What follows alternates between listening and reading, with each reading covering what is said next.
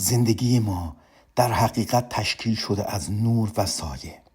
سایه های ما در پنهان عمل می کنند و افکار، احساسات، مسیر زندگی و در نهایت سلامت ما رو شکل میدن.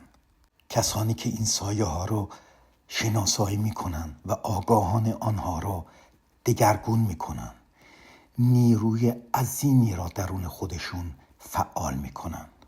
من تو را همراهیت می کنم تا این موانع را به صورت واضح، مستقیم و مؤثر حل کنی تا پتانسیل درونیت گام به گام با قدرت شکوفا شه.